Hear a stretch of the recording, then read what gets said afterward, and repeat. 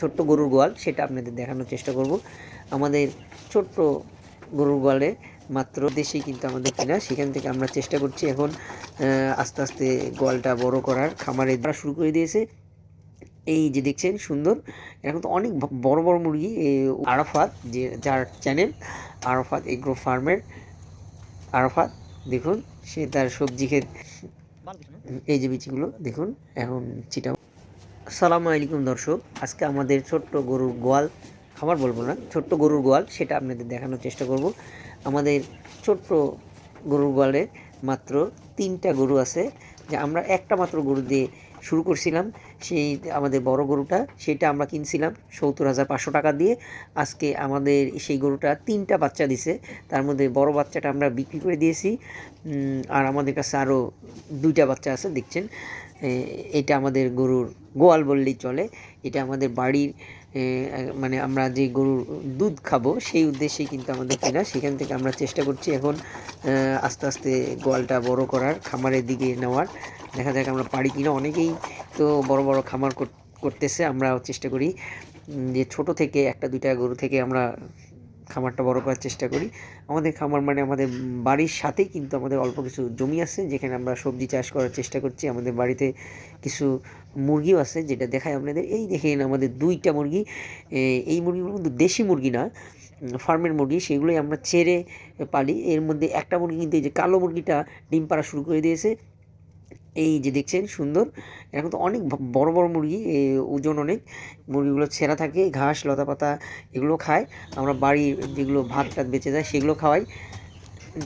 এই যে আমাদের সেই আরাফাত, যে যার চ্যানেল আরাফাত এগ্রো ফার্মের, আরাফাত দেখুন সে তার সবজি ক্ষেত, সবজি চাষ করার জন্য কোবাচ্ছে জমিটা। আমরা কলা বাগানের মধ্যেই কিছু কিছু সবজি চাষ করছি বাড়িতে খাবার জন্য। দেখুন কলা গাছ আস্তে আস্তে তুলে ফেলে আমরা বাড়িতেই খাবার যেই সবজিগুলো প্রয়োজন হয় আমরা যাতে বাজার থেকে কম কিনতে হয় কিংবা না কিনতে হয় সেই পরিচর্যায় চেষ্টা করছি। এখানে আমরা আজকে ডাঁটার শাক লাগাবো। ডাঁটা দেখুন সুন্দর পরিবেশ, আমরা এর মধ্যে কবায় সুন্দর করে ট্রে করে বেড তৈরি করে সুন্দর করে সবজি চাষের চেষ্টা করছি। এরকম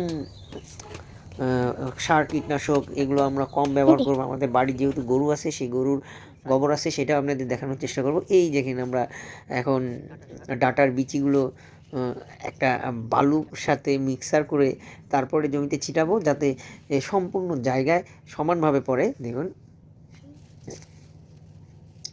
আমরা সব ডাঁটার বীজগুলো মিক্সার করে নিচ্ছি। এই যে মিক্সার করে নিচ্ছি আমরা অল্প জায়গা, এক এক এক ফালিতে আমরা এক এক রকমের সবজি চাষ করব। ডাঁটা, লাল শাক, পুঁই শাক, ঢেঁড়স, তারপরে হলো পেঁয়াজ, মরিচ, টমেটো, সব রকমের আমরা চাষ করব, আপনাদেরও দেখানোর চেষ্টা করব।